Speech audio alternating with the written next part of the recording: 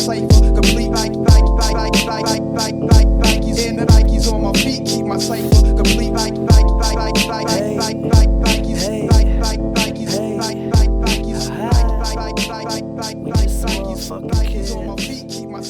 We started with it when it was a fledgling brand. You know, the first shoes that I got were the first ones that had air bubbles on them. And that was the cutting edge tech at that time, and it carried on, and they continue to do that to this day.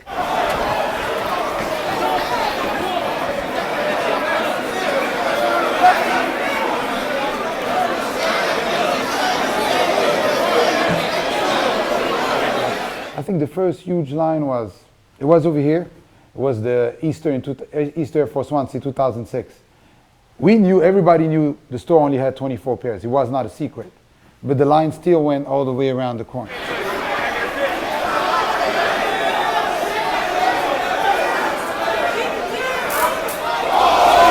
Chaos was all chaos. You guys know about this. You know, let me show you another one, and this one just came out.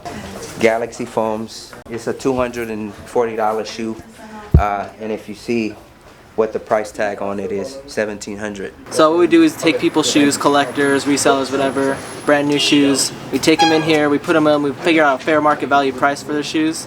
We take 15% off of that. So like say, put up a shoe for $240, we'll put it up, it sells, you'll get back $204, easy as that. Just come pick up your check whenever you want. This young man just brought some shoes for sale, basically. Then they talk about what shoe it is and how much they're gonna sell it for. Like right here you see we have all these kicks, brand new ones. Like when the Concords dropped, this whole entire thing was just full of Concords. And like when you come in, you say, oh shit, they have Concords. Like, oh shit, we white cement 4s. So every new release we try, every hype one. For us, we're looking for the next shoe, the next hunt. Just love the swoosh too. Love the swoosh, exactly. Just love the swoosh.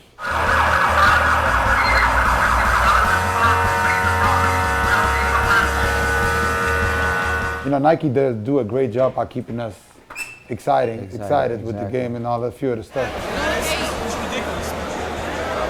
It's Nike for you. This is Nike. My name is Hassan.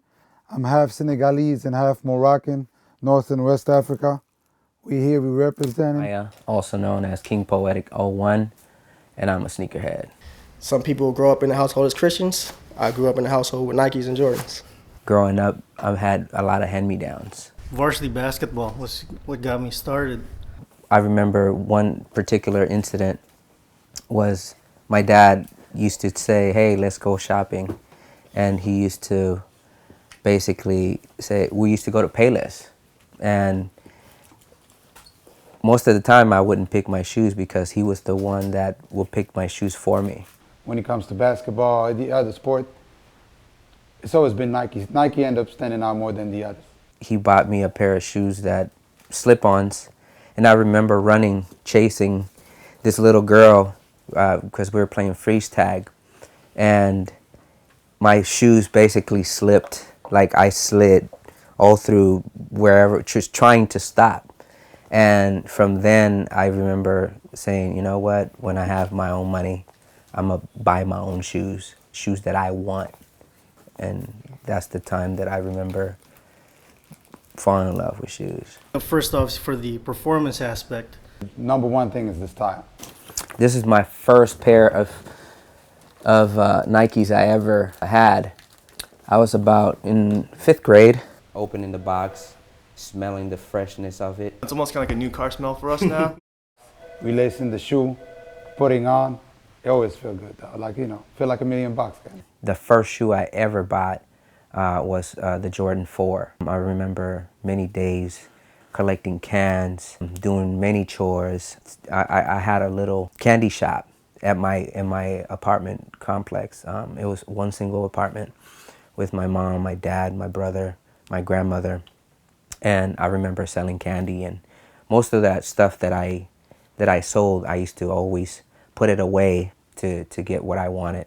So growing up, I said to myself, one day I'm just gonna buy whatever shoes I want, you know, and no one's gonna tell me anything.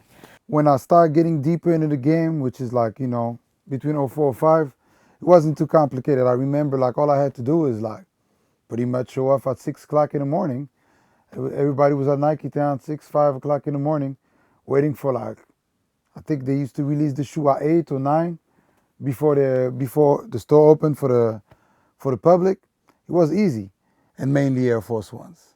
That, you know, I used to walk in my local store and, hey, I want those, but here's $15.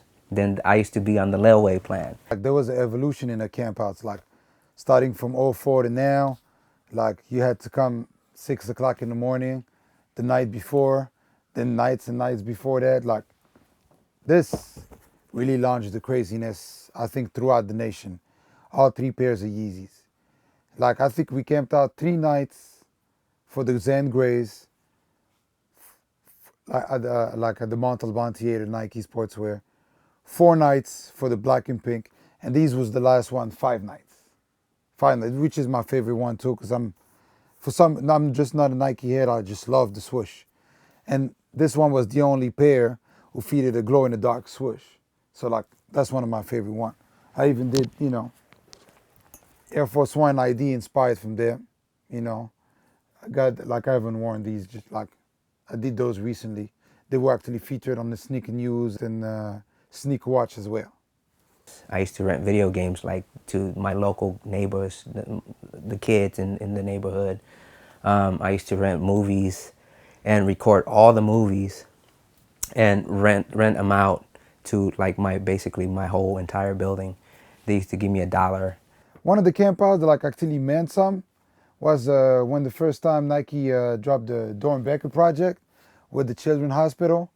Like I thought the cause was dope. I think it's, you know, it's great to ally both, you know, my obsession and my passion for sneakers and a good cause, you know, like I mean, you know, helping children no matter where you're from. It's always a great cause. And it started with those, the Jordan 2s, Doran Becker, like a Jamaican colors inspired. And one thing that I think the Doran Becker is good at, like they let those kids design the shoes. And those kids really comes with funky stuff. That's a beautiful pair, like black suede, the whole green artwork under there. Like I was really impressed. Like at the time, no retros really came with funky colors like that. So, you know, and that was a crazy night too. This was back-to-back camp out. The night before, we were camping out on Fairfax at the Supreme store for the Air Trainer SBs, Supreme. Then after that, get the shoe, go home, take a quick shower, run to Nike Town. And another camp out for these. After that came the Jordan 1, Doran Becker. Dope. Jordan 1 has to be my favorite Jordan. Like, cause it has the swoosh. Like I said earlier, like I'm a swoosh head. Like Jordan 1, and cause it's the beginning of Jordan. Like the Jordan 1 changed the whole game. Like, would there ever be some sneakerhead? Would there ever be a shoe game without a Jordan 1? I don't think so. So, Jordan 1. After that, Jordan 6s. Love the color navy blue, red piping, gold inside. Like I said, every Doran Becker funky to me. Like, I actually really regret I didn't get 2 pairs of those. I really, really like those. Probably my favorite Doran Becker of all, because Jordan 3s. Jordan 3s, like, I love red. Red is my color. And then the red cement, the red 3M, then the red nubuck with the laser print, silver Jumpman. Got 2 pairs of those. Like, camped out a long time for the wristband. Came back the next day at 7 o'clock to pick up the shoe. We were blessed that Nike Town had a lot more shoes than people. Went back in line, got me another one. Yeah, like, really, like, for me, best Doran Becker ever. Stuff is all these shoes. Some of the shoes that I'm pulling out have a lot of memories, you know, of the hardships that I had to go through to get them. Oh man, honestly, like I wouldn't know. It's seriously a lot of time, a lot of hours, a lot of headache, a lot of drama. Cause you know, girlfriends don't necessarily understand why. You got to spend the time. You got to spend the night in front of a store instead of with them. Or I'm currently a graphic designer, a freelance graphic designer, And you know, when I looked at the price of this, it was it's a $248 shoe, and it's a $2,000 maybe plus that I could get. But you know, I love the shoe more than I love the money. A lot of people ask me, "Hey, are you gonna sell it?" I'm like, "No, it's more. It's more than shoes for me. It's more. It's more than money for me. It's shoes." I couldn't even get shoes at one point in time. You know, that's hard for a sneakerhead when you can't afford to go buy shoes. The shoe game, I got so many friends thanks to the shoe game. I mean, I'm a very sociable person, so I had plenty of friends before that. But you know, like the shoe game brought me so many different type of satisfaction. The fact, you know, feeling fly, having the latest kicks, but also like got to network with so many different people from different horizons. And the shoe game, like literally, like with those blogs and those, you know, social network and all of that, I got sneakerhead homies in Amsterdam, London, Brussels, Paris, Marseille, Moscow, Singapore, Tokyo, Shanghai, you name it. Like I got sneaker homies all over the places. Like these ones right here, the Clots, I got a connect friend, I became a friend. Like we never met, but we talked plenty of times online in Hong Kong, and he got me a pair. I'm gonna show you the Carmine 6s. These have a lot of history too. As you can see, they're not wearable anymore. It's unfortunate, but you know, it's one of the pairs that I keep because one of my friends was murdered, and he was murdered in these. And so it's a good memory of him, knowing that, you know, he was wearing these, and you know, he also loves sneakers too. He also liked J's. It takes a lot for me to actually break down and actually wear a pair for the first time. Sometimes I can buy a shoe 3 years before wearing it. I just know I have it, like, because the number one feeling is I gotta have it. What kind of mood I'm in, like if I want to be loud, do I wear a bright shoe? I'll put on a new pair of shoes for a particular event, so that becomes meaningful for that as well. Another one that I like a lot, you know, like I said, I'm from Africa, and you know, like I like to call myself African, the Africa's finest sneakerhead, you know. And these were the Black History Month 2006. Like I'm from Senegal, and this is actually a Mandinka cloth. And Mandinka is a huge tribe from West Africa. I'm a Lebu, like I'm not from that tribe, but like this tribe is a big tribe in my country, so I can definitely relate it to it. And it means that, like, I love the shoe. Like I actually wear it on a religious holiday with my African traditional clothes, and I wear these with it. That's the only time I wear those, on the religious holiday with my traditional clothes on. And at the same time, you can't make everybody happy. When you got 30 pairs released and 300 thirsty dudes to get the shoe, not everybody gonna be happy. I mean, honestly, like literally, like year after year, it got harder. Like I said, you know, I mentioned it earlier, like it started from coming to 5 o'clock in the morning to come 3 days in advance. And then also the thing is like me as a sneakerhead, and that kind of upsets me, is like, I remember where a line was full of just sneakerheads or people who really wanted the shoe. Even though like every now and then you had somebody who was not a sneakerhead but had seen the shoe online and really was feeling it and really wanted it for himself. It's like, if that's what I need to do to get it, then I'll get it. But then, you know, now the lines are full of resellers. You know, like the discussion came from between like, oh man, I love Jordans, I love Forces, I love Air Maxes. Oh, my favorite Jordans is this, my favorite Air Force is this too. The discussions now is, oh, I'm a flipper for 300, I'm a flipper for 600, I'm a flipper for this. Like the love of sneakers get lost in the greediness for money. People come and like camp out for maybe a few days, and I know some other places, I believe, still do first come, first serve, so I don't know if there's a uniform policy, but I have seen different types within the last couple of weeks. The current policy varies depending on the shoe. And there is the Twitter registration specific to the shoe where you answer back and you get registered for your size on the spot. There's the one where like Nike Santa Monica does the Twitter registration online. There's the registration where it's a call-in and you come down, present an ID, and you lock down the size or the pairs or whatever you can. Constantly be on your Twitter, see what they're gonna release. I mean, that's cool and all, but who sits on Twitter all day? You gotta looking for when you gonna tweet. We're in Beverly Hills, so I mean, people are scared. They was there a week before that, so we just trying to get it in too. We just started today, March 5th. Actually, it's the 6th now, and we don't know if that's the official release date, like I said, but we gonna try to get it in. So we just dug it out for the week. Fortunately, dug it out for 3 weeks now for the Yeezy 2s. Some sneakerheads actually do enjoy campouts.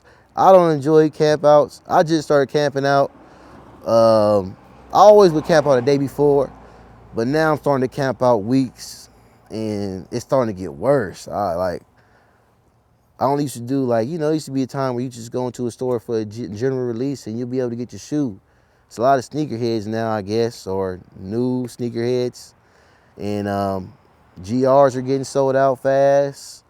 You just got to be hungry for your shoe now. It's like I said, people coming with their whole family now. Like, they want a shoe. The little baby want a size 13 in men. The mama want a size 12 in men. It's like the little third grader want a size 12 in men. It's like, what's going on? Like, we need some, I don't know. I guess you got to get your shoe. If you got to get your whole clan out here, do what you got to do, I guess. But me personally, I'm not going to bring my family and no little kids. I'm going to bring my sneaker goons. And that's about what I got to say about that. But I don't really enjoy camp out. I only do it because I have to. And it is kind of sickening. Your family asks you where you at. I'm at a camp out when the shoe come out. 3 weeks, I think. What you mean you think? You know, then you get that. It's like, I just do it for the love, though. I just love sneakers. I don't think I'll ever stop. It's a shame. I don't know about these camp out, though. These camp outs are getting crazy. But I do it for the love of the game, though. Love of the shoe game. The bad things and bad visions like I'm seeing with the violence and stuff over sneakers is uncalled for.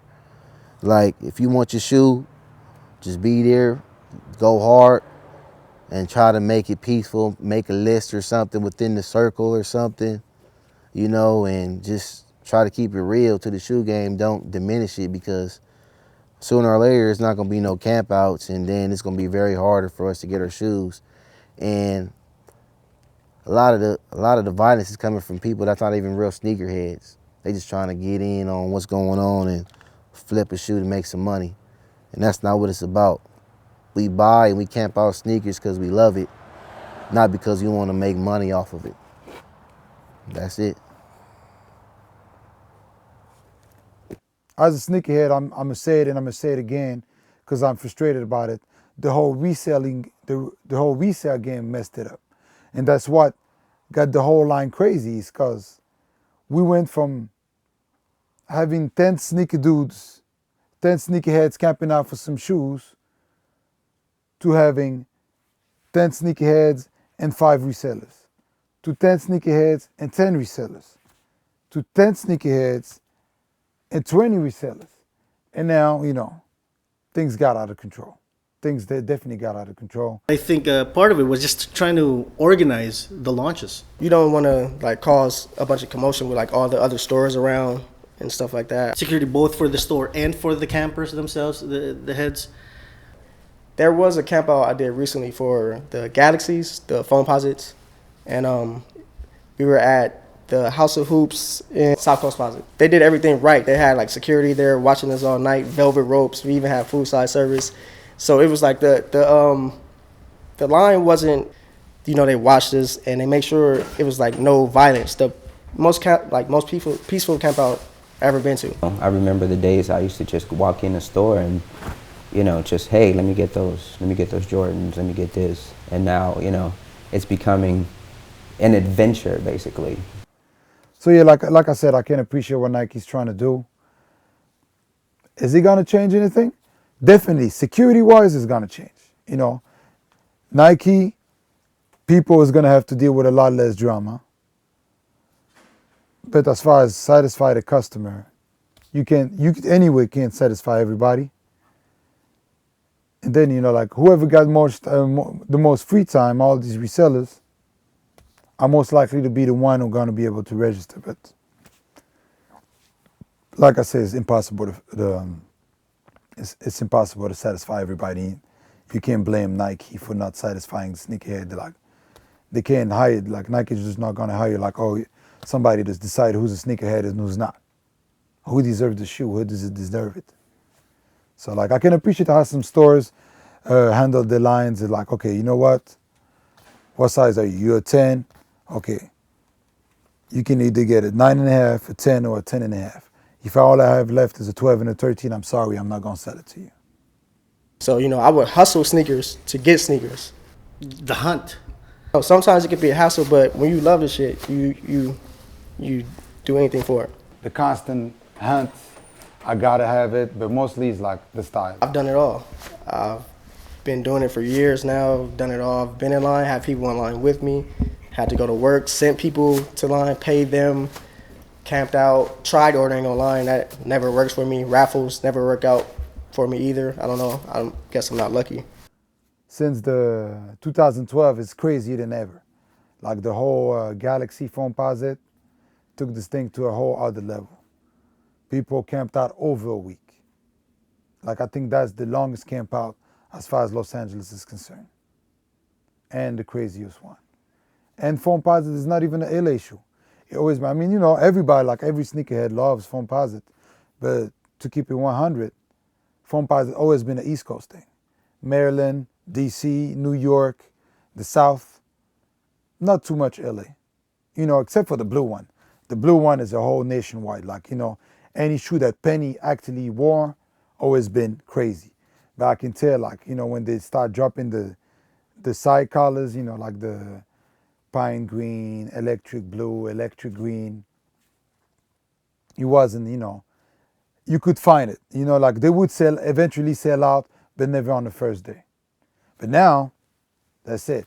Foamposite, any color, craziness. I've been getting shoes since forever, since like before I even understood what it was. What up, what up? Yeah, welcome to my sneaker room. My name is Hassan, aka Afro Kicks, aka Africa's finest sneakerhead.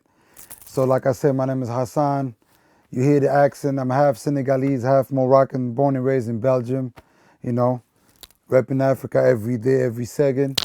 I'm a sneakerhead. I also work retail. I'm the manager and the buyer for Man's Land, located on Crenshaw Boulevard. We carried all the kicks as well. I just like shoes, so. I must have told myself 100 times, you know what, that's it.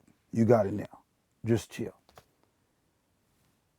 And I think probably like within an hour, I'm back online or on eBay looking for something like one of my ex had brought it. The question is like, she said, when is enough ever gonna be enough? And I'm like I'm 32 years old, grown man. I mean, don't get me wrong, I do assume my responsibilities. I take care of my business, you know, like I do have my priorities straight, but when it comes to my obsession with the game, with sneakers, like just this year, 2012, it's like Nike's not helping either. Like they're dropping stuff after the other, and like it's hard to just stop. Nike's not helping. Nike and Jordan's not helping. Like all the stuff dropping this year, like February was out of control, and then summer, all Jordan 6s, Olympics, 7s again. I got 2 pairs of the 7s. I know myself. I'm still gonna get a 3rd pair. That gold pack with the 6 and the 7s. Then the Air Force 180 Barclays, which is my favorite Barclays of all time. The Dream Team colorway. The Pippins is coming back out. I mean, obviously, like it's hard to stop. Like I think when you my age, if you ain't grown out of it, you like, you know, I think once you reach a certain age and you ain't grown out of it, you just gotta face it. You might just never grown out of it. You know, I mean, only God knows, you know. Something happened in my life that's gonna make me be like, you know what, I need to stop. But as of today, I don't know. I don't see myself stopping. I might stop one day. Do I want to stop? No. You know, are there things out there more important? Definitely. But you know, like it's just like, you know, people like to get some wine. People like, I don't know. People collect stamps. People, you know, people like I like to do plenty of other things. Don't get me wrong, but I think like when it comes to putting a big smile on Hassan's face, well, this just do a great job at it. This just do a great job at it.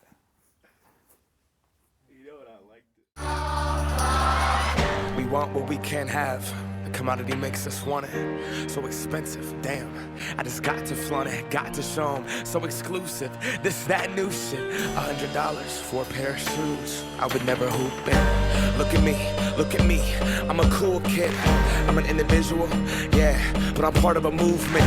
My movement told me be a consumer, and I consumed it. They told me to just do it, I listened to what that swoosh said. Look at what that swoosh did. See it consume my thoughts. Are you stupid? Don't crease them, just leave them in that box. Strangled by these laces, I can barely talk. That's my air bubble and I'm lost. If it pops, we are what we wear what we are. But see, I look inside the mirror and think Phil Knight tricked us all. Will I stand for change or stay in my box? These Nikes help me define me, but I'm trying to take mine off.